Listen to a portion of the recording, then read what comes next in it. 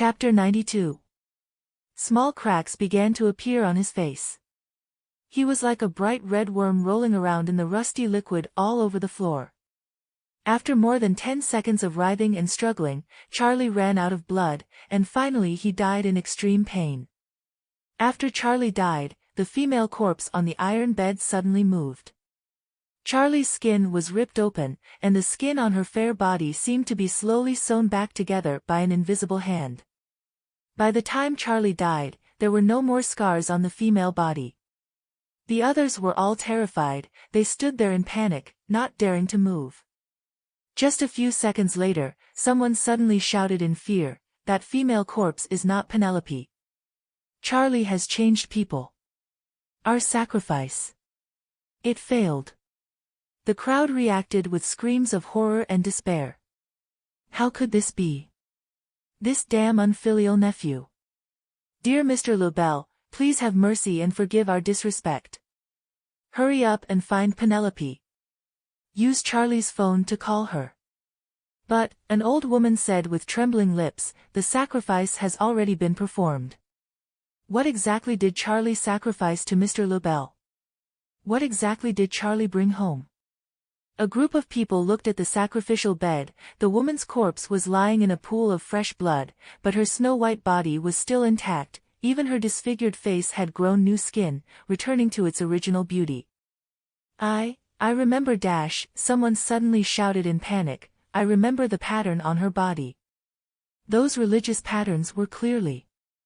However, this person did not have the chance to continue speaking. Boom. He exploded into a ball of blood. Sacrifice XX, the Walter family has broken the agreement with Mr. Lebel. Everyone was subject to Mr. Lebel's punishment.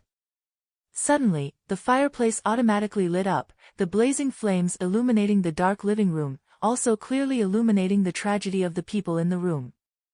Blood foam flew everywhere, one by one, people died, not even having time to beg.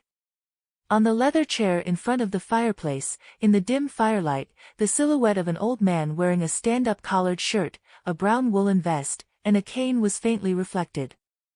The old man was Mr. Lebel. He sat on the chair, lost in his own thoughts.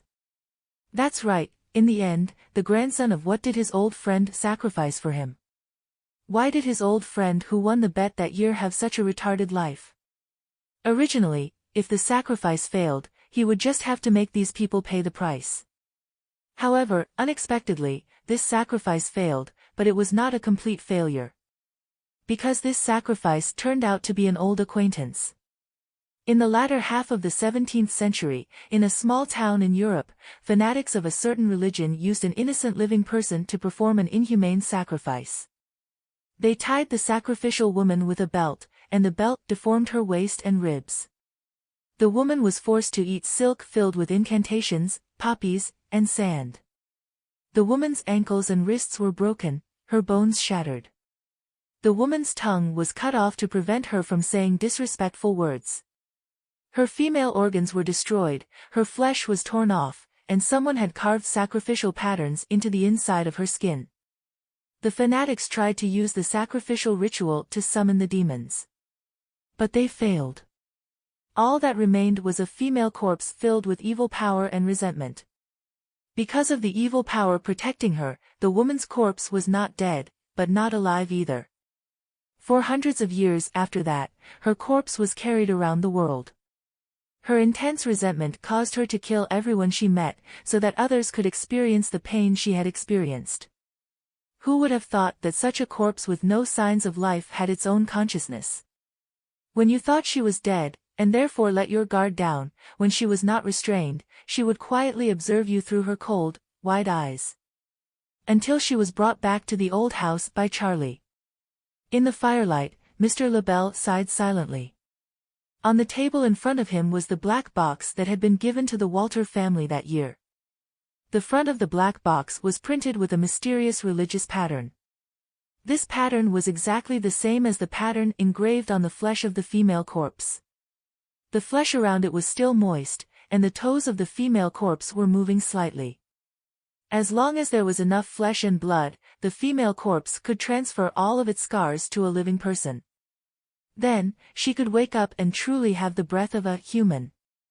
The old man sat in front of the fire. Hundreds of years ago, this person had become his sacrifice. But due to carelessness, he had long forgotten about this, allowing her to turn into a living corpse wrapped in resentment.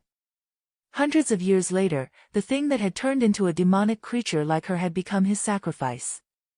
How should he face a sacrifice that he had forgotten for hundreds of years due to carelessness? This was the first time this demon felt guilty, but it was pitifully little. Or should he just take this with him?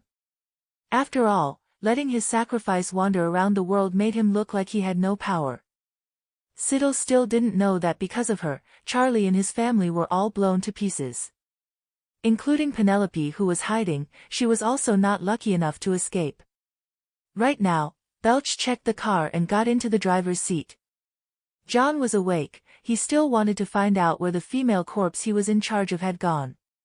He searched around but couldn't find it. The police hadn't arrived at the scene yet. In the end, he could only get into Siddle's car. Belch's arms trembled slightly. He had finally escaped the dangerous situation. There weren't many murderous perverts. He didn't need to be vigilant at all times, or pay attention to his safety. Only after escaping from the state of high alert did he feel his body exhausted. Do you still have the strength to drive? If you can't drive, then let her. Hearing the girl's question, Belch straightened up and waved his hand. Don't worry. The car quickly started up, the lights shining like melting snow in the vast darkness. Siddle had taken off her raincoat. Although it was still wet and stuck to her body, it was much warmer in the car. The baby boy was wrapped in a cotton scarf, his body curled up in a warm layer of fur. Siddle was afraid that the moisture on his body would make the newborn baby cold, so she wrapped the baby, who was only a few months old, that she found in the hotel room, in a blanket and let the baby boy hold it. In addition to the two children, there was a girl in the car. Siddle couldn't let the girl who had been tied up by Charlie come here, stay in the hotel alone, not knowing when the police would arrive. Siddle thought it over and over, and finally tied her up with her own hands, threw her into the trunk and took her away with her. John kept staring out the car window. Outside the car window was a dark area. The heavy rain had slowly subsided. But the storm in people's hearts never stops. His parents and siblings were also accomplices, killing innocent passers-by together. The girl who was tied up in the middle of the road by Charlie was named Irene. She and her friends originally went to Mexico to watch a concert, but when they passed through this town, they encountered a group of perverted murderers. Her friends all died in town, and only Irene escaped. Irene panicked and lost her way, unable to find a way out, and accidentally met Charlie, who was looking for a replacement for his wife. Charlie disguised himself as a good person, tricked her into getting into the car, and then colluded with his wife to knock Irene out. Afterwards, Charlie got stuck in traffic, and had no choice but to stop at a hotel, but gave Irene a chance to escape.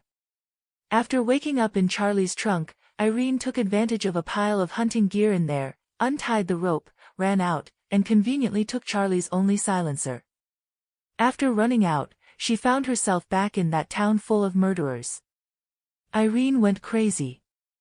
Then after going crazy, she did something very bold. If she couldn't escape, she might as well risk her life with these perverts. She took her gun, secretly entered the hotel from behind, hid in the closet in the room. The first person to be killed was the old lady, followed by Eva's husband. After killing the two, she remembered the name Leatherface in town, so she took her gun and went in there. And the police Duke and Malcolm also entered the town under Eva's seduction.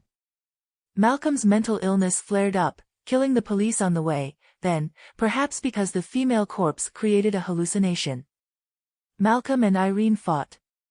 During the fight, Irene's gun ran out of bullets. But before she was strangled by Malcolm, Siddle appeared to save her. What happened next, Siddle already knew without her needing to tell her. After waking up in the hospital bed, the first thing the girl did was to cry loudly, then opened her red eyes and thanked Siddle. "Thank you for getting me out of the hotel."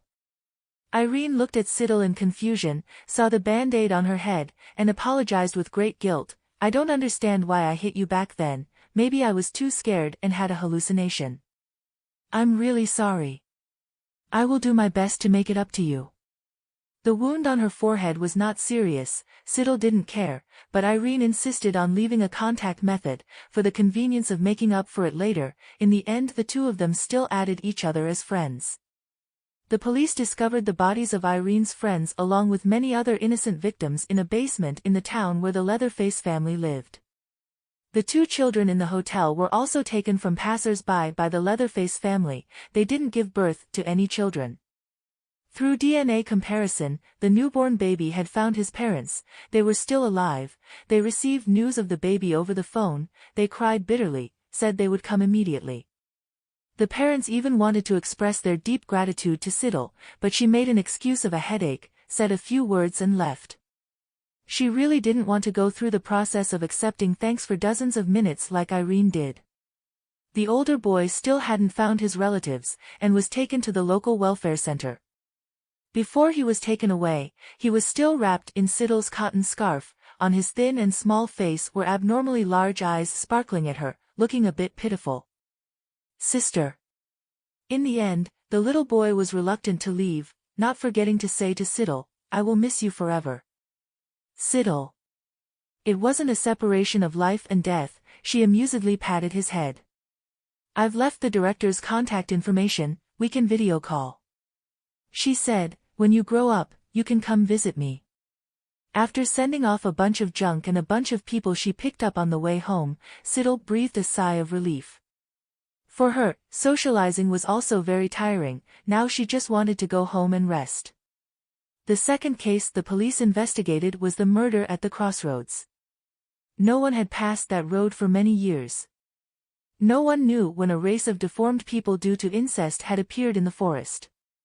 Although there were only a few of them, and they all died in the Crossroads Massacre, with the Siddles, when the police found the residence of these deformed people, they discovered that they had not only massacred countless passers-by, but also brought the victims' bodies back as food. The third case was the wax museum in town. Although the wax museum had melted, traces of wax statues were everywhere in the town. Through chemical testing, the statues were of different ages, some new, some old, but all were made from human corpses, without exception. A rough estimate was that the number of corpses in the town was at least in the hundreds.